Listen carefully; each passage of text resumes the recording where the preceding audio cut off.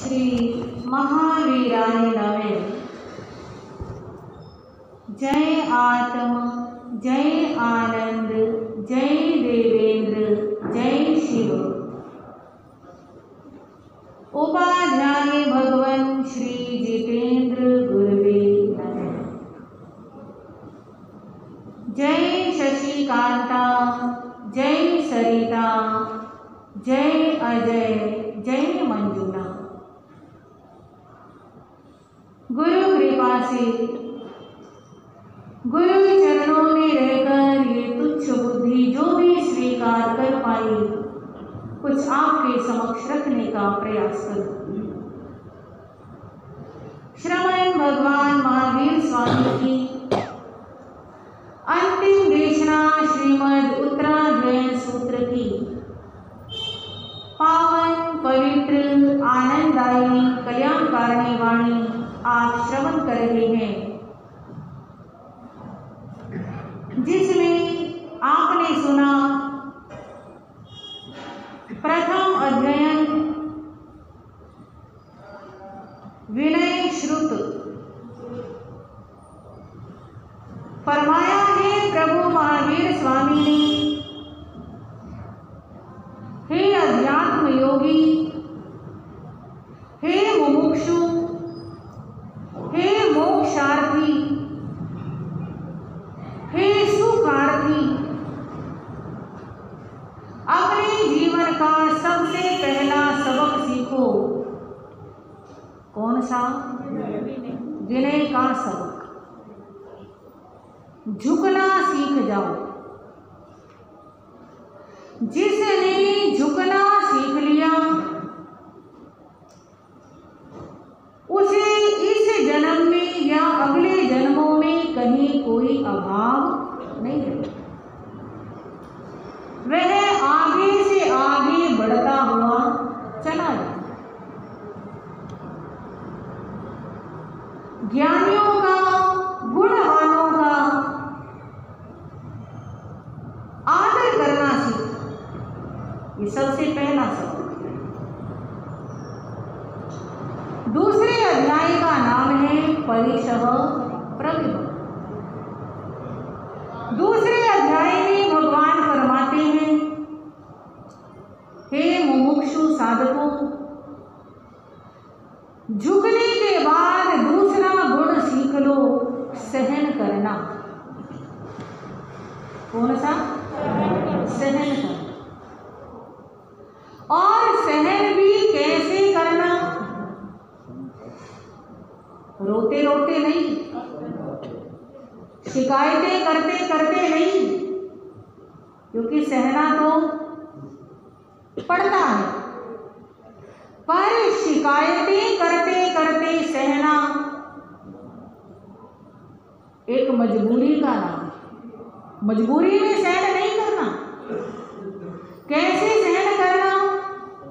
समभाव से, शांति रखते हुए।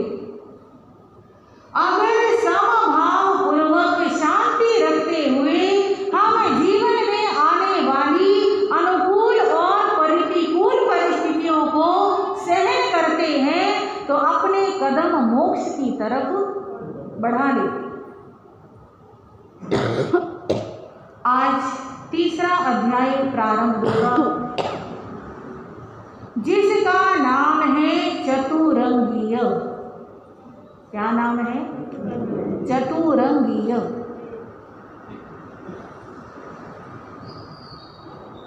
चार परम दुर्लभ अंगों की चर्चा इस अध्याय में की गई। चतु का मतलब चार और अंगीय का मतलब अंग। चार अंग, ऐसे अंग जिन्हें प्राप्त करना संसार के प्राणियों के लिए सबसे अधिक मुश्किल है। चतारी परमंगाणी दुर्लभाणी हर थोड़ो मानस तम सूरी सधा संजमी वीर्यम।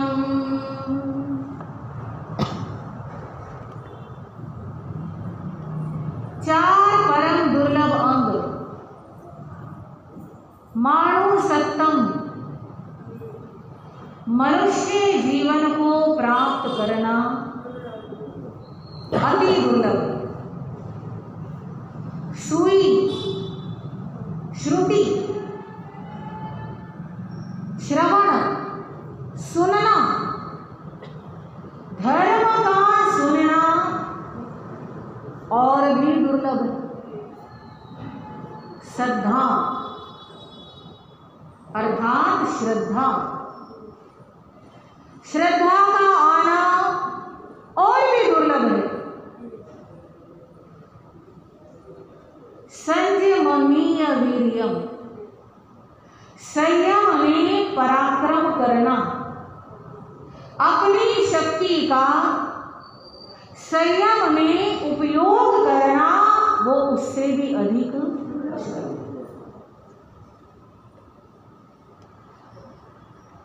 ये चार अंग ऐसे हैं कि अगर ये चारों अंग एक साथ किसी आत्मा को मिल जाए, ये चार अंग एक साथ किसी आत्मा को मिल जाए तो आत्मा को परमात्मा बनने में कोई देरी नहीं।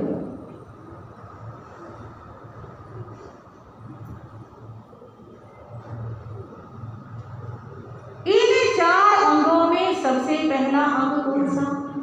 मनुष्य। इस संसार की चार गति 84 लाख जीवा योनियों में मनुष्य जीवन यानी पहला अंग किनको मिला है? किनको मिला है? केवल मनुष्यों को ही मिला है। नरक गति के जीवों को नरक का शरीर, तिर्यंच गति के जीवों को तिर्यंच जीवन, देव गति के जीवों को देव जीवन। मनुष्य जीवन किन्हें मिला है? केवल मनुष्यों को। मनुष्य जीवन पाने के बाद धर्म का श्रवण नारकी जीवों को मिला ही नहीं। नरक गति के जीव दुखों से इतने आकुल व्याकुल रहते हैं कि धर्म की तरफ ना तो उनका ध्यान जाता है और ध्यान चला भी जाए तो वे सुन सकते हैं, क्योंकि कोई साधु साध्वी जिन वाणी सुनाने के लिए ऐसे नरक में जा नहीं सकता और नरक के जीव जिन वाणी सुनने के लिए मनुष्य लोक में आ नहीं सकता। दूसरी है तिर्यंच गति। तिर्यंच गति के जीव अगर उनका पिछले जन्म का कोई संस्कार हो, पिछले जन्म का कोई पुण्य जागे तो उनको कदाचित कभी कभार धर्म सुनने का मौका मिल जाए। जैसे तीर्थंकर भगवान के समो शरण में जहाँ मनुष्य जीव आते हैं वहाँ तिर्यंच भी आ जाते हैं, पर सारे तिर्यंच नहीं आ सकते। वही आ सकते हैं जो संगी है और पंचेंद्रिय। एक एक पॉइंट को ध्यान से सुनना और पकड़ना, याद रखना। बहुत जीव है तिर्यंच गति में, पर जो पंचेंद्रिय है और संगी है और पिछले जन्मों का पुण्य साथ है, केवल वे ही आ सकते हैं। उसके अलावा देव गति के जीव वे सुखों में इतने मस्त रहते हैं कि उन्हें धर्म की सुनने की जरूरत ही महसूस नहीं होती। जैसे आजकल के बच्चे, माता पिता ने इतने सुख दे दिए कि उन्हें खाना खाने की जरूरत ही महसूस नहीं होती। हर चीज उन्हें उपलब्ध है, तो वे खाना खाएं तो किस लिए आए, क्यों आए? तो देवगति के जीव भी अगर सम्यक दृष्टि है, अगर उन्हें ज्ञान प्राप्ति की ललक है, बहुत ज्यादा जिन्हें लगन है, केवल वे ही देव जिन वाणी सुनने के लिए तीर्थंकर भगवंतों के समूह शरण में आते हैं या इस समय भी सुन सकते हैं।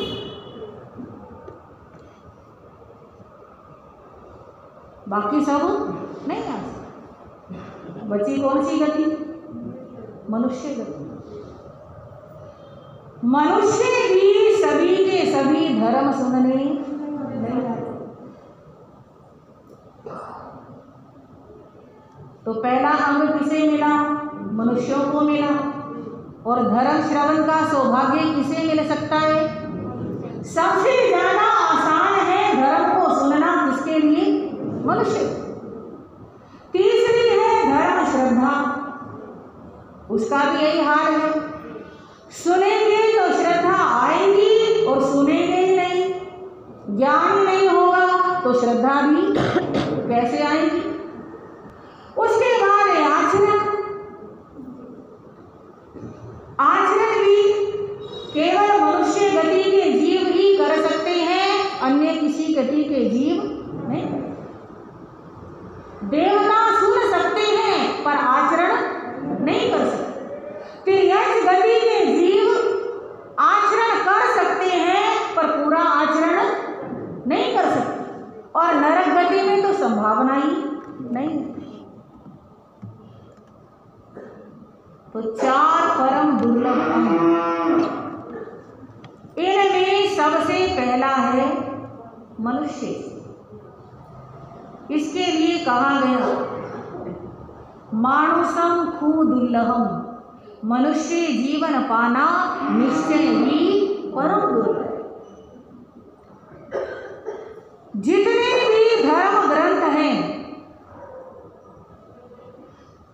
जितने भी मत और संप्रदाय हैं, मनुष्य जीवन को पाना सबने दुर्लभ है। तुलसीदास जी रामचरितमानस में कहते हैं,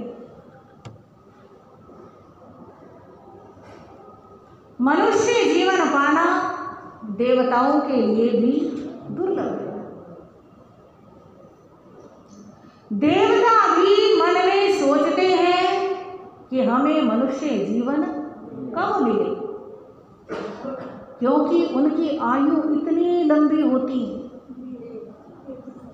कम से कम 10,000 वर्ष, और 10,000 वर्ष उसकी जो भवनपति, वानयंत्र, ज्योतिषी और वैमानिकों में पहला देव, इनकी कम से कम, आगे तो कम से कम भी बहुत ज्यादा है, ज्यादा से ज्यादा तो ज्यादा है ही। तो 10,000 वर्ष कब पूरे होंगे, कब हमें मनुष्य जीवन मिलेगा, कब हम भी धर्म का आचरण करेंगे और कब हमारी भी आत्मा का कल्याण। बड़ी महिमा गाई गई है मनुष्य जीवन की। कहा गया है जैसे सब राजाओं में चक्रवर्ती सम्राट सर्वश्रेष्ठ होता है, सबसे बड़ा होता, चक्रवर्ती से बड़ा कोई राजा नहीं होता। जैसे सब देवताओं में इंद्र सबसे बड़ा होता है, इंद्र से बड़ा क्योंकि इंद्र राजा है। जैसे सब नदियों में गंगा नदी सर्वश्रेष्ठ है, जैसे सब पर्वतों में मेरु पर्वत सर्वश्रेष्ठ है,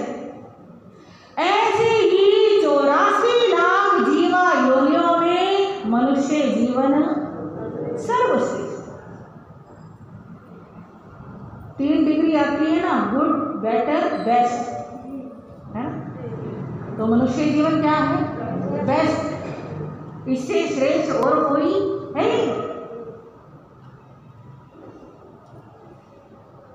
एक स्थान पर एक जिज्ञासु ने शंका व्यक्त की और कहा, गुरुदेव, आप कहते हो मनुष्य जीवन पाना बहुत कठिन है, बहुत मुश्किल है, दुर्लभ है, और पता नहीं कितनी कितनी महिमा मनुष्य जीवन की गाते हो, पर मैं देखता हूं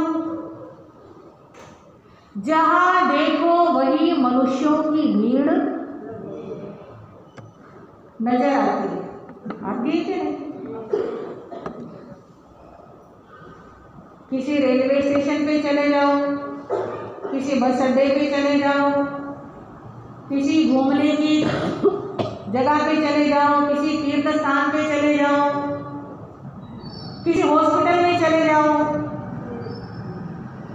और सड़कों के ऊपर इतनी भीड़, मनुष्य ही मनुष्य नजर आते हैं।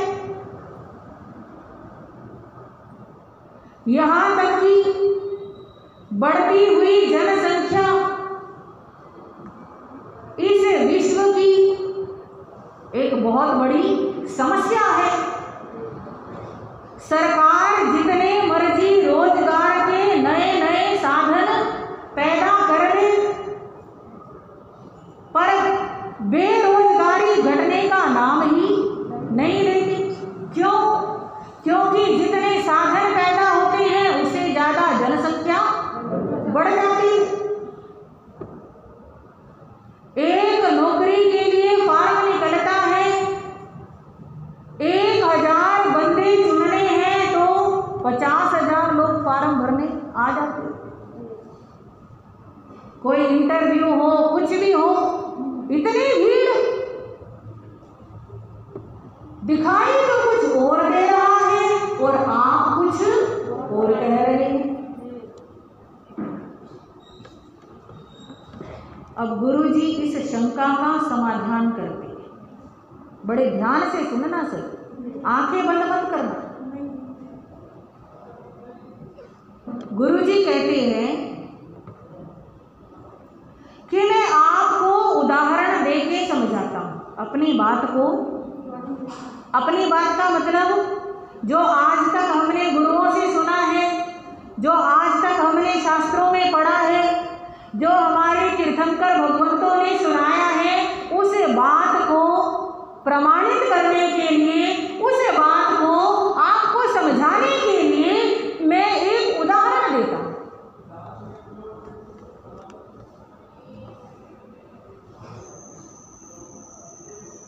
उदाहरण इस प्रकार है। पहली बात ये समझ लो, किसी चीज को एक दृष्टि से समझा नहीं जा सकता। हाँ जी, किसी भी चीज को एक ही दृष्टि से समझा नहीं जा सकता। उसके लिए अनेक दृष्टिकोणों से हमें विचार करना होगा। जैसे एक क्लास के अंदर, एक स्कूल के अंदर विद्यार्थी पढ़ रहे हैं और उसमें से एक क्लास ऐसी है जिसमें सबसे कम विद्यार्थी हैं।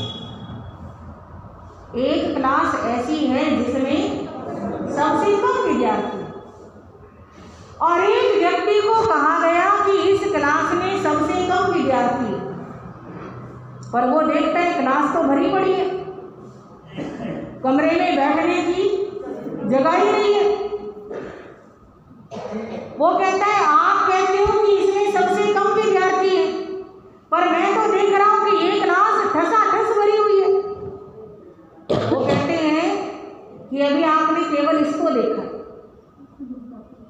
जरा औरों पर भी नजर डाल लो। हाँ जी, जरा औरों को भी देख लो। उन्हें देख करके आपको पता चलेगा कि ये जो भरी हुई दिख रही है इसमें कितने विद्यार्थी हैं। तुलना तो तभी करोगे ना। तो दूसरी क्लास को देखा, बहुत बड़ा हॉल, वो भी ठसाठस भरा हुआ है। फिर तीसरी क्लास को देखा, खुला मैदान और ठसाठस भरा हुआ है। यानी ऐसे 3-4 स्थान दिखाए। अब पूछा गया, अब बताओ जो सबसे पहली दिखाई थी उसमें कितने विद्यार्थी थे? इन सब से कम। और इसी वजह से कहा गया है कि इस क्लास के विद्यार्थी सबसे कम। इतने बात समझ में आ गई। इसी प्रकार हमें मनुष्य जीवन को समझना है। हमारी दृष्टि बहुत कम देखती है, हमारी नजर बहुत कम देखती है। और जो केवल ज्ञानी तीर्थंकर परमात्मा है उनकी नजर बहुत ज्यादा देखती है। जितना केवल ज्ञानी तीर्थंकर भगवान देखते हैं उसके सामने हम तो एक सुई की नोक जितना भी नहीं देख पाते। उन्होंने अपने ज्ञान में देख करके बताया, इस संसार में अनंत जीव है। इस संसार में अनंत जीव, सबसे छोटे, सबसे बारीक, सबसे कमजोर होते हैं एक इंद्रिय जीव। मनुष्य का स्थान तो बहुत बाद में आता है। सबसे छोटे, सबसे बारीक, सबसे नन्हे जीव कौन से हैं? एक इंद्रिय। उन्हें केवल एक ही इंद्रिय प्राप्त है। कौन सी? स्पर्श। अब एक इंद्रिय जीव भी 5 प्रकार के होते हैं। पृथ्वी काय, अप काय, तेयु काय, वायु काय और वनस्पति काय। पृथ्वी काय के जीवों को ले लो। एक छोटे से मिट्टी के ढेले के अंदर कितने जीव हैं आप उन्हें काउंट नहीं कर सकते। पानी को ले लो, एक पानी की बूंद में असंख्यात जीव हैं। इसी प्रकार अग्नि में, इसी प्रकार वायु में और वनस्पति में, उसमें तो अनंत जीव है। जमीकंद ले लो, कहते हैं सारी सब्जियों का राजा है आलू। उधर राजस्थान की साइड बहुत दुनिया ऐसी है जो आलू खाने को बुरा माने। और हमारे इधर भी परम पूज्य श्री धर्मपुरी जी महाराज साहब, कई लोग कह देते हैं ये तो आलू के दुश्मन है। हाँ जी, मजाक नहीं, वो इसलिए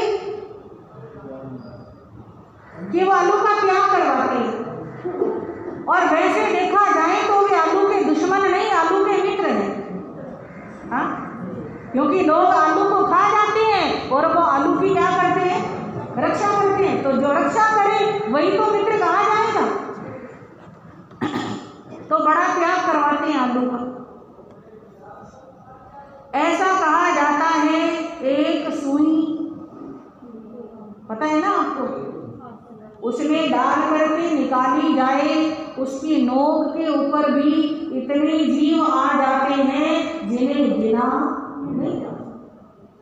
तो वनस्पति काय में कितने जीव। फिर नंबर आया बेइंद्रिय जीवों का, 2 इंद्रिय जीव। फिर नंबर आया प्राप्त है स्पर्श इंद्रिय, रसन इंद्रिय और घ्राण इंद्रिय। फिर 4 इंद्रिय जीव जिन्हें स्पर्श इंद्रिय, रसन इंद्रिय, घ्राण इंद्रिय के साथ चक्षु इंद्रिय मतलब आंखें भी मिली है। फिर नंबर आता है पंच इंद्रिय जीवों का जिन्हें कान भी मिले हैं। फिर नंबर आता है संगी पंचेंद्रिय जीवों का जिनको मन भी प्राप्त हुआ है, 5 इंद्रियों के साथ साथ मन भी मिला है। फिर संगी पंचेंद्रिय में एक तिर्यंच होते हैं, एक नरक गति के जीव होते हैं, फिर देव गति के जीव होते हैं और सबसे लास्ट में मनुष्य।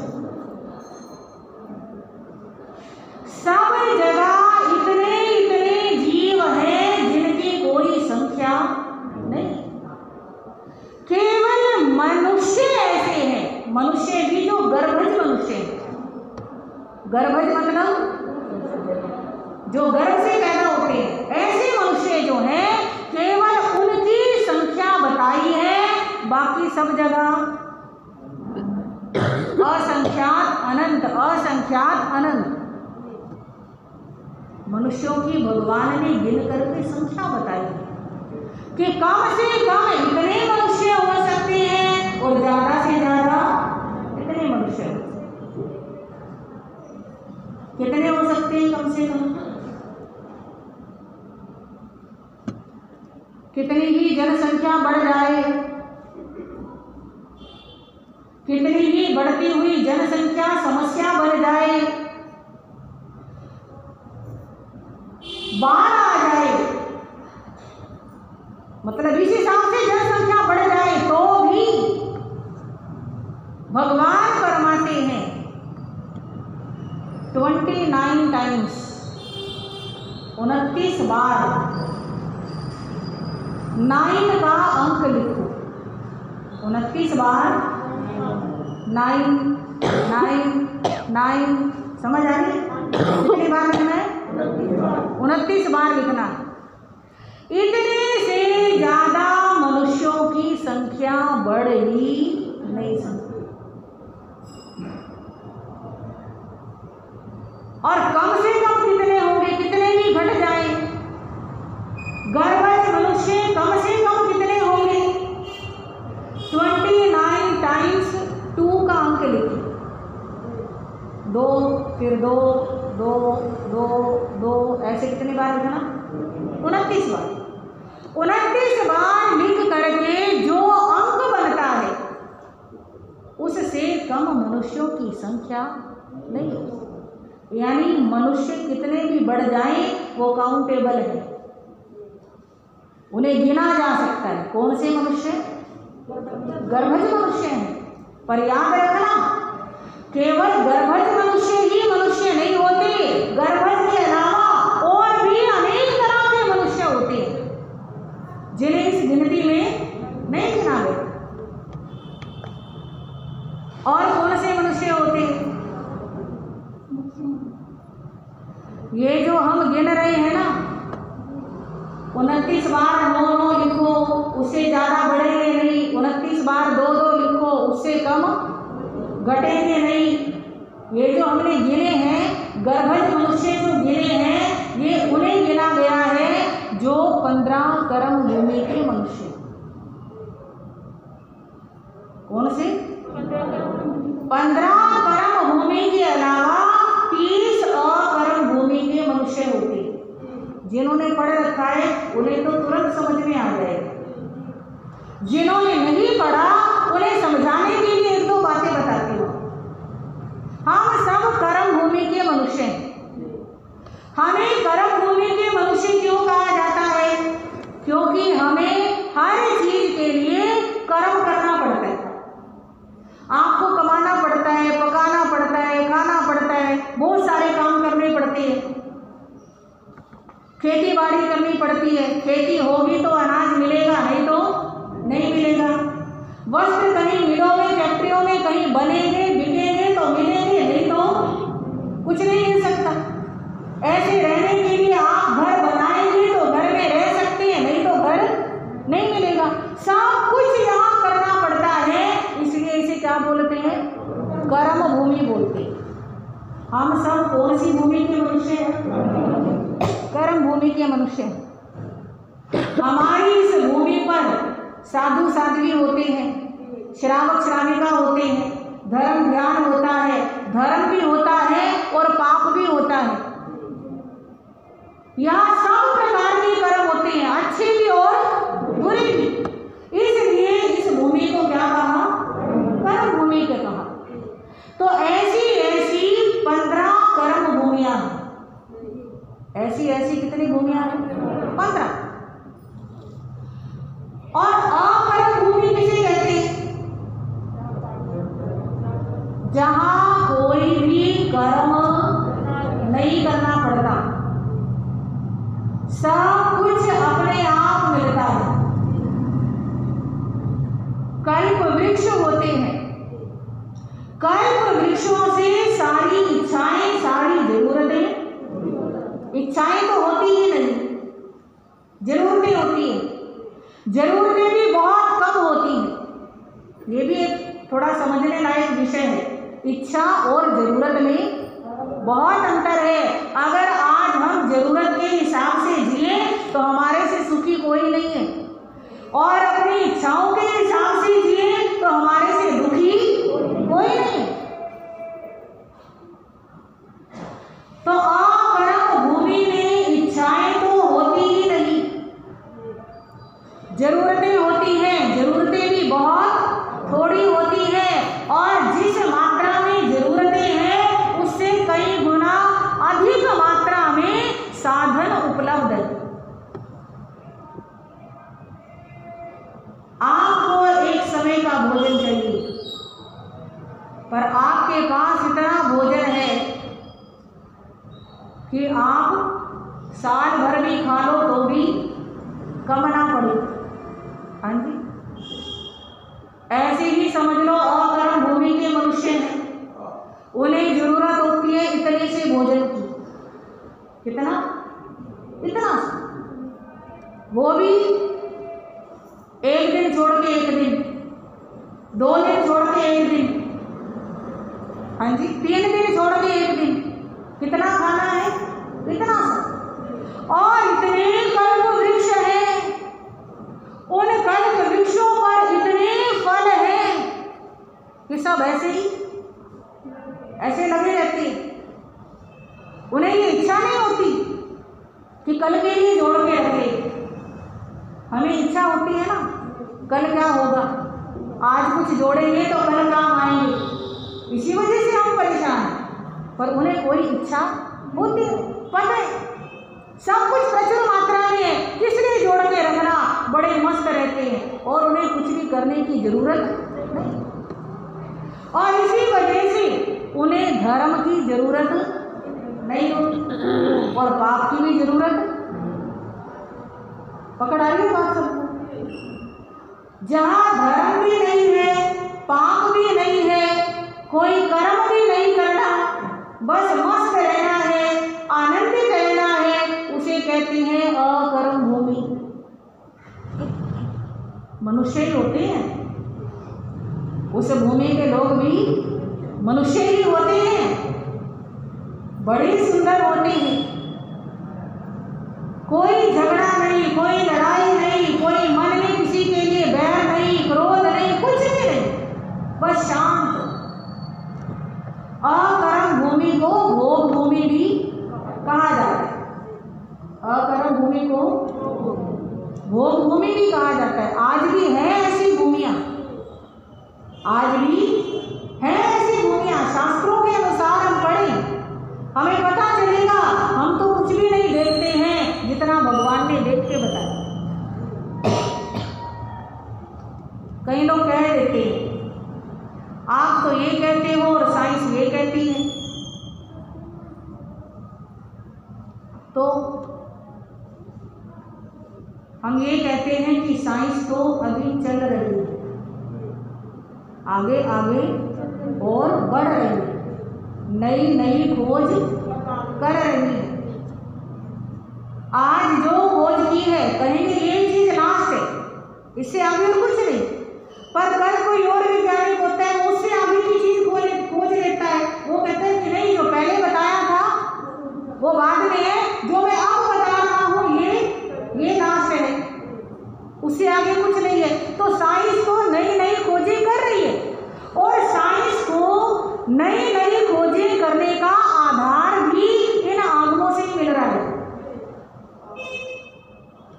कोई ना कोई पॉइंट, एक तो हम पढ़ते हैं ऊपरी ऊपरी, एक साइंटिस्ट पढ़ता है बारीकी से, गहराई से, एक अक्षर के, एक शब्द के इतनी गहराई तक पहुंचता है कि वहां से कोई ना कोई मोती उठा करके ले आता है, और फिर वो उसको हमारे सामने रखता है। हम कहते हैं कि साइंस ही सब कुछ है। ये नहीं पता उसने निकाला कहाँ से। हाँ जी, निकाला इन्हीं शास्त्रों से। तो साइंस अभी चल रही है, रास्ते में है, बहुत आगे पहुंच गई, इसलिए कोई डाउट नहीं है, पर वो भी रास्ते में चल रही है। और हमारे भगवान ने अपनी मंजिल पाई है, उन्होंने देखा है, साइंस देखती है यंत्रों के आधार पर, मशीनों के द्वारा, और भगवान ने अपने ज्ञान में देख करके बताया। उन्होंने पहले से ही पूर्ण बताया है। अगर हम भगवान की वाणी पर विश्वास ना करके केवल साइंस के पीछे लगते हैं तो समझ लेना हम भी अधूरे हैं। हमारे लिए भगवान की वाणी को पढ़ना समझना बहुत जरूरी है। इस दुनिया के सबसे बड़े साइंटिस्ट हमारे ऋषि मुनि हुए, बड़ी खोजें उन्होंने की। हमने अपने प्रमाद की वजह से उनके किए हुए काम को भुला दिया। तो थोड़ा जागरूक बने, देखें भगवान क्या कहते हैं। 15 तो कर्म भूमियां है हमारी इस भूमि जैसी, और 30 अकर्म भूमियां हैं। अकर्म भूमियां तो पता लग गया ना कौन सी, जहाँ पे कुछ कर्म करना नहीं पड़ता। उसके अलावा 56 अंतरद्वीप बताए। क्या बताए? 56 अंतरद्वीप। अंतरद्वीप का मतलब है लवण समुद्र के अंदर द्वीप बने। कितने? 56। वो सारा जब आप नक्शा देखोगे जम्बू द्वीप का, अढ़ाई द्वीप का, तो आपको समझ आएगा उनकी लोकेशन कहाँ कहाँ बताई गई। वहां पर भी मनुष्य होते हैं। कितने हो गए टोटल?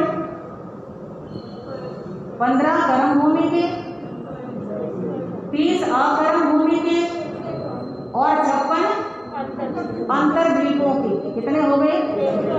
101। ये 101 प्रकार के मनुष्य हैं। ये 101 के पर्याप्त और अपर्याप्त। अब ये भी समझना बड़ा गहरा विषय है, किसी को बोरियत तो नहीं हो रही। हम सब पर्याप्त हैं। कुछ ऐसे मनुष्य होते हैं जो अपर्याप्त अवस्था में काम कर जाते हैं। अब कहेंगे हम पर्याप्त कैसे हैं और अपर्याप्त अवस्था कैसी होती है। जिन्होंने 25 बोल याद किया है उन्होंने याद किया है कि पर्याप्तियां कितनी होती हैं? 6 होती। आहार पर्याप्ति, शरीर पर्याप्ति, इंद्रिय पर्याप्ति, श्वासोच्छ्वास पर्याप्ति, भाषा पर्याप्ति और मन पर्याप्ति। हमें ये सारी चीजें मिली हैं।